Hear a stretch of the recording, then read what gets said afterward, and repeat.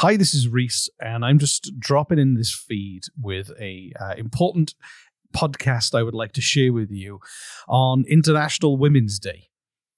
So right now, everything's hard for a lot of people. Food's expensive, housing's expensive. There's a lot of people, couch surfing, people living in the streets, and life is even harder if you are a victim of gender-based violence under those terms. And part of this situation is also helping create a horrible epidemic of gender-based violence.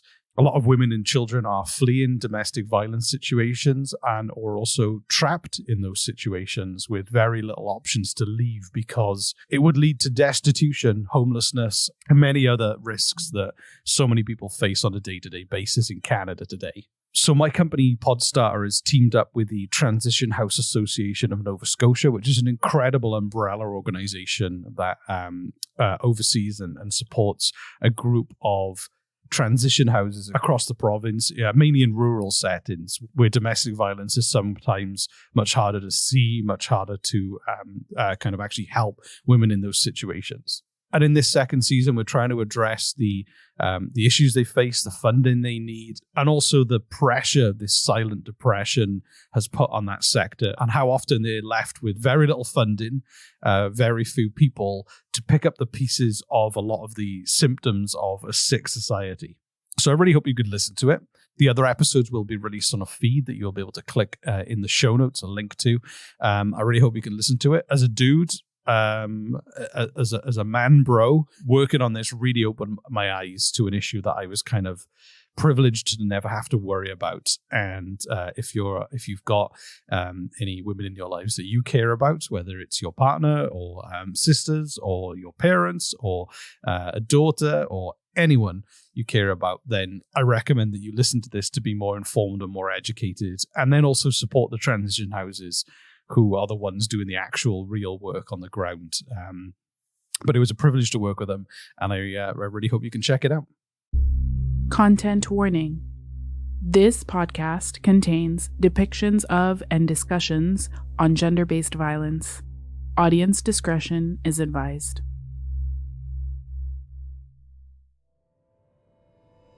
You've just arrived home from work. You stopped off at the mailbox on the way here. It's been a busy day. You look down at the stack of mail, assessing which ones are junk, which ones are important, and which ones are going to cost you. You leave the threatening-looking ones till last. Opening your paycheck, you lament the fact that you haven't seen a pay raise in a long while, despite being busier than ever. Eventually, you get to the bills. As you peel them all open, you notice your costs have risen again. Your stomach rumbles. You decide to go to the grocery store. Maybe fixing a nice supper will make you feel better. You can make the leftovers last for lunch tomorrow and maybe the next day. On the way there, you pass the usual neighborhood sights, but more and more you see encampments of unhoused people. Tents, draped in tarps, huts made of pallets. It feels like a few years ago it was a rare sight, but now it's the norm. You get to the grocery store. As you push a cart around looking for the best deals, you remember a time when you didn't add up as you went along. More and more you're feeling like this squeeze is not just a trend. Everyone you know feels financially strained, working harder and more hours just to keep on their monthly bills. Credit card bills are creeping up, mortgages, and rent too. We may not be living in the 25% unemployment of the Great Depression, but this silent depression is certainly historic. The chances are you can relate to this in some way, maybe a little too much. You may be feeling strain, personally, and on the relationships in your life. Things may feel less stable. But imagine if your life was already less stable. Imagine that you were already on the brink before this post-COVID period of squeeze began. In 2019, Statistics Canada released a report that 44% of women report having experienced some form of intimate partner violence in their lifetime. Now reframe these difficult times with that additional layer, the potential risk of sudden, explosive violence. Living in fear of abuse that can often be life-changing or deadly. Gender-based violence, one of the most pervasive, deadly, and deeply rooted human rights violations. And in these difficult times, it's now reaching epidemic levels in Nova Scotia. We've never seen anything like this before. Never. Lack of affordable housing today is a big issue, not just for our clients, but for everybody, but in particular where we have clients who are living in such marginalized circumstances. It's impossible. We have never been funded for the work that we do. Within an organization that's underfunded and potentially understaffed, there's only so much time to go around. For the clients that we serve, many of them are living in poverty. Many of them are unemployed or underemployed. The experience of people coming to us and asking for like water and a sandwich. Is this a depression? Like, this is what my grandmother told me about when I was a little girl. It's dark. It's very dark. Welcome to Somebody Must Say These Things. I'm your host, Ginger McPhee.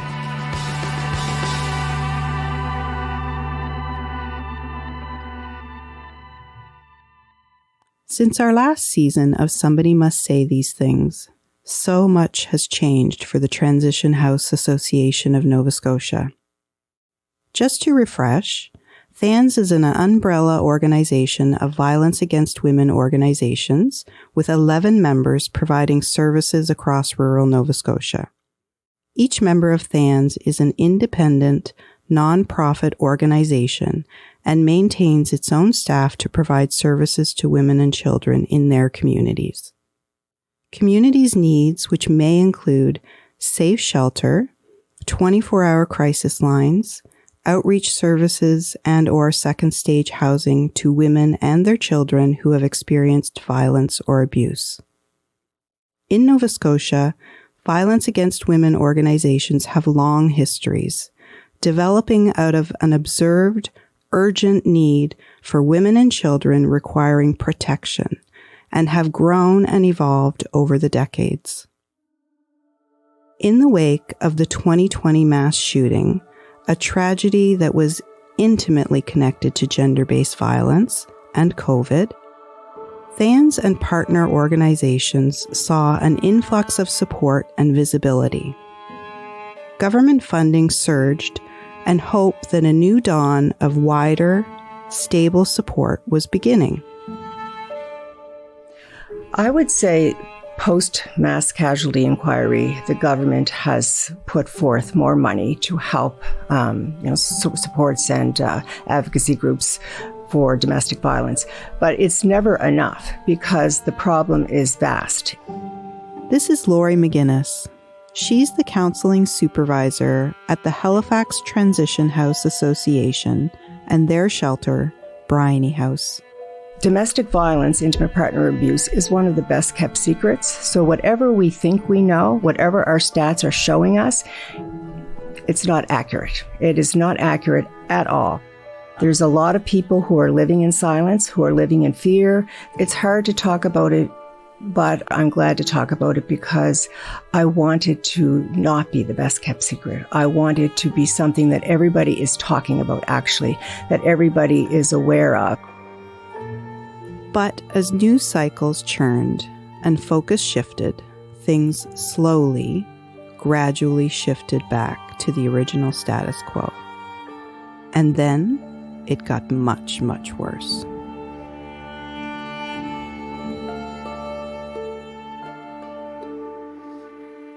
In 2020, the profound loss of the lives of 22 people was perpetrated by a man previously reported for violence against women. THANS and partners was suddenly swamped with funding opportunities, engagement, and media attention. My name is Anne de St. Croix. I'm the provincial coordinator with the Transition House Association of Nova Scotia.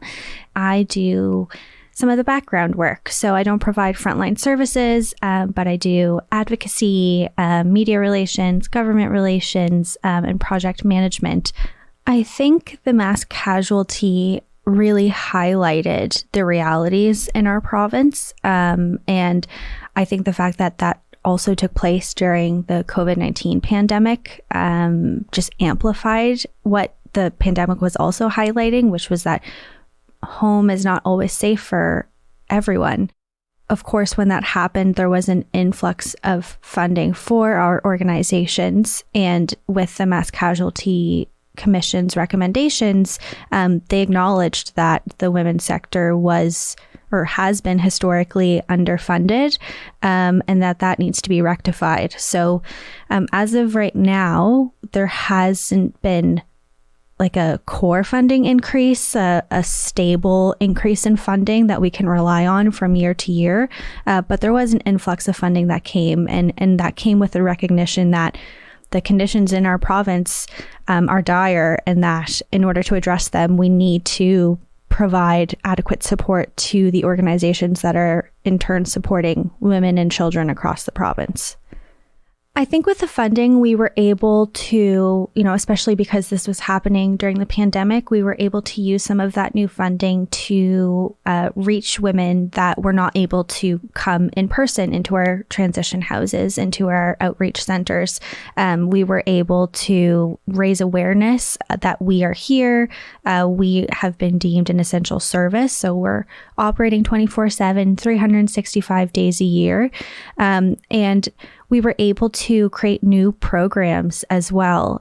So, maybe programs that had to be shelved for a couple of years because the funding just wasn't there anymore. We were able to bring those back. So that could include programming for children and youth within the transition houses, or for young moms in the transition houses. The impact that the heightened awareness of domestic violence in the province had also made it so that people who didn't necessarily know where to go before suddenly knew that we were there. And, they're seeing us in the news. They're seeing us listed as resources on government announces about, updates on the lockdown and stuff like that. So I think that it not only allowed us to be able to offer more during the pandemic and after the mass casualty, but it also provided people with more information and more avenues, more pathways to connect with us too. But sadly, it did not sustain. That's basically historical. We have never been funded for the work that we do. This is Brenda Wood. She works with women transitioning back into community, living at Chrysali's house. She's been working in this sector for over 2 decades. I've been here for 20 years, and we've always had to raise money every single year. And with deep gratitude to our community, that's where that extra funding comes from. And we're very creative in using what we have. We always have been. We meet the needs of the women the best way we can, sometimes with great ingenuity. But that lack of funding is a historical thing.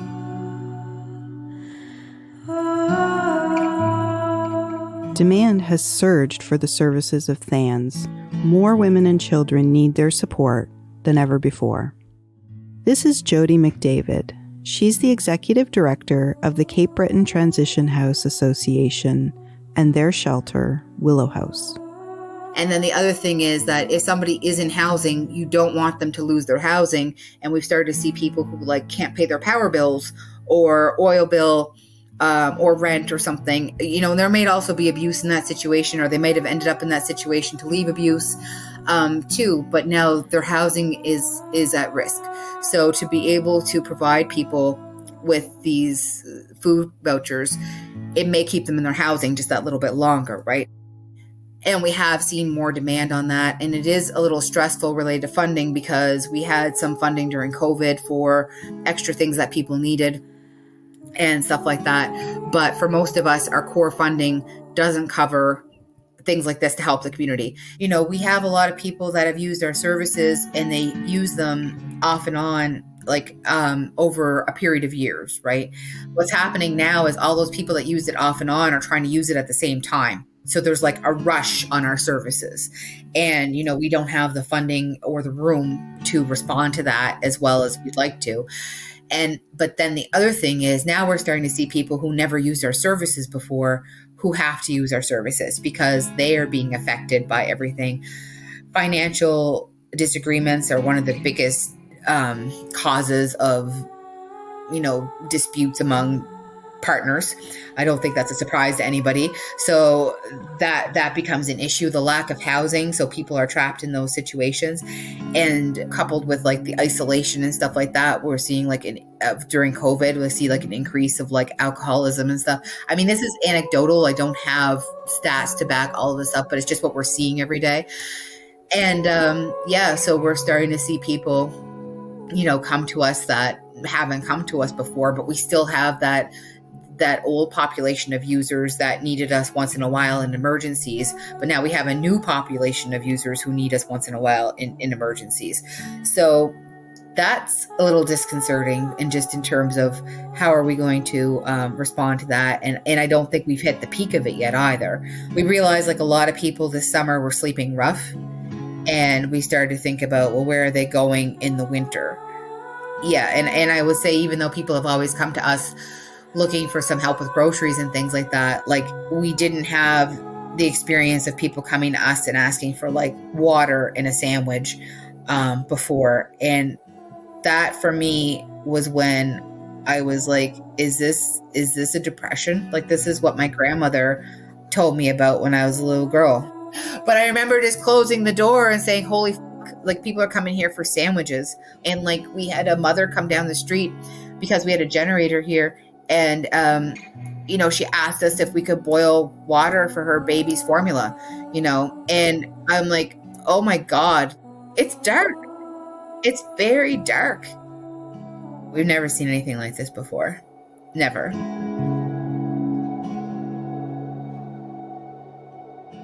As you can imagine, every transition house has complex needs, and giving the support needed requires expertise and resources. At a base level, the women who are coming into our transition houses, in many instances, have had to leave all of their belongings behind. This is Anne de St. Croix, coordinator for the Transition House Association of Nova Scotia. They're coming into shelter with the clothes on their backs, and the same with their children, if they have children that accompany them. So I think basic necessities like clothing, like furniture for when they are prepared and able to transition out of our shelters. And in many instances, they need housing support as well. Because of the housing crisis right now. Of course, housing is something hard to come by. Many need counseling as well, which is another service that our shelters offer. Broadly speaking, I think really what they need is someone to tell them that it's going to be okay, and that there's someone who is able to support them and listen to them and lay out options for them as well, because it can be really difficult to know what to do next. So part of our role, part of the frontline staff role, is to outline what those options are and how they can move forward with their lives. In the violence against women sector, organizations typically don't talk with each other about their finances. It has always been understood that there are finite resources and that they were limited to a piece of the proverbial pie, always knowing that not all slices were equal, but perhaps thought they were equitable. Organizations have been faced with having to compete for more, with tensions and resentment often resulting in the inequalities that arose. The way that the funding system is set up right now creates this pressure. So on the one hand, we're being told by our funders that we need to collaborate, that we need to work together to provide a continuum of care for victims and survivors, which we certainly do. But on the other hand, we're operating within a system that has limited funding. And we all of our transition houses need that funding and need to offer more programming, need to offer more supports. But when the funding to do so is limited, then again, it creates this kind of this problem that we encounter. I think it's manufactured. And I do understand as well, like from our funders, there's only so much funding to go around. But where we're seeing the impacts that being underfunded has on our society, there needs to be priority made for our sector and for the women and children in the province. Filling out a funding application, getting letters of support, getting references, that all takes time. And within an organization that's underfunded and potentially understaffed, there's only so much time to go around. So I think that does, again, create more pressure on the organization when you're struggling to find enough funding to be able to continue a certain program into the next year. That takes time away from actually being able to provide that programming, for example. So I think when there's a chronic underfunding, when you're spending all of your time trying to secure that funding for the next fiscal year, you're in survival mode rather than thriving. I think it can lead the sector to feeling undervalued. And again, where on the one hand, we're being told by funders and by government that this needs to be addressed, that the epidemic of violence in our province is a priority, but that we're not seeing actual action behind that, it can be disheartening. And when you're already working in a position where you're encountering trauma, you're encountering people who are in really dire situations, knowing that the program that you're running may not be able to continue and you may not be able to support that person in that specific way in the next year can be difficult for those working in the sector, and of course difficult for the victims and survivors themselves as well. Now, imagine a client arrives at a transition house. Then another client arrives, and another. Each of them individuals in unique situations and with complex needs. Where are the children? Are the police involved? Is there still a risk of violence? Now imagine you are full. You cannot take anyone else in. Everybody's experiencing that, but in particular for the clients that we serve, it is even more so because many of them are living in poverty. Many of them are unemployed or underemployed. Some are unemployable for different reasons. Here's Bryony House's Lori McGuinness. Lack of affordable housing today is a big issue, not just for our clients, but for everybody, but in particular where we have clients who are living in such marginalized circumstances. It's impossible. And in recent months, we had clients staying at the shelter for way past the requisite 6 to 8 weeks because they didn't have anywhere to go. And that was really sad, and it was really frustrating, and it was maddening. That was another part of the whole equation. It wasn't just for the people who were in our services and supports. It was the extensive wait list that we had. And some of those people were safe but wanting to leave, but some of them were unsafe. So we often would have to relocate these clients or potential clients to other transition houses in the province, some out of province, just so that they could be safe. Or if they had children and the situation was, untenable, they would have to leave because then Child Protective Services would become involved and they'd be separated from their children and without anywhere to go. It's just a very sad, vicious cycle. I think it looks different now than it did even 5 or 10 years ago. Like I said, I've been on the front lines for 16 years. I've been with Bryony House, and I'm seeing a huge shift. Some of our clients are coming from the tent communities. Some of our clients are coming from their car. Some of our clients are coming from couch surfing. Some of them are coming from a family member's home. But even family members have, a expiry date for company. And that's what they see it as, company, especially if you have children. And people don't mind helping you in a crisis in the moment. But as far as opening their door and saying, come stay with us, be safe, we'll look after you, we'll look after your children, it's not tenable.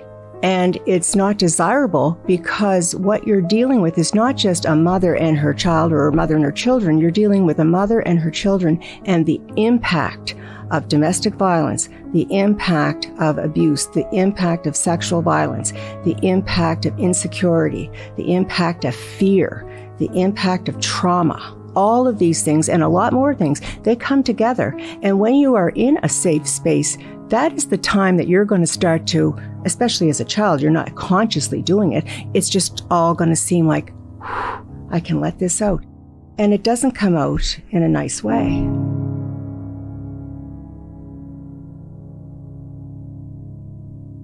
So, how do we fix this? Often, when urgent issues arise, it's solely on the executive director to be on call. Frontline staff need much more support. And identifying a more supportive on-call service would be a huge leap forward. There are also needs to increase outreach staffing, a great coordination of grant funding, leveraging cost savings with the coordination of purchasing across different organizations, expanding community services, and stronger connections with provincial support lines like the Mental Health Crisis Line. All of these innovations are needed if there is any hope of meeting the needs of the growing number of victims of gender-based violence. But is this enough?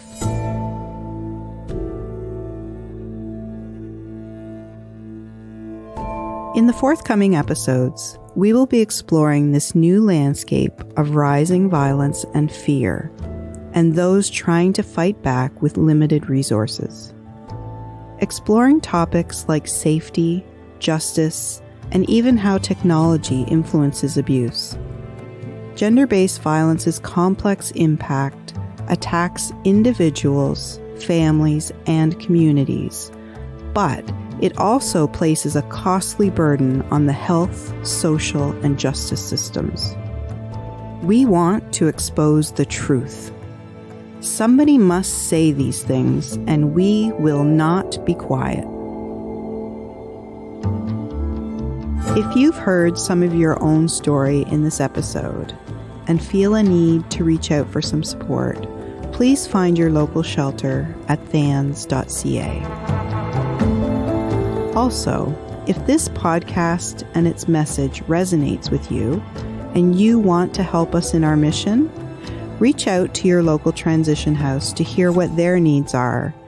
Each shelter has their own website that you can get directed to from thans.ca.